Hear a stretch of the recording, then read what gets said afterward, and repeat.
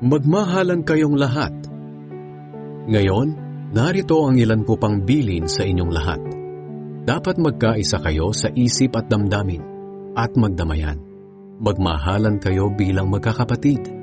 Maging maunawain at mapagpakumbaba kayo sa isa't isa.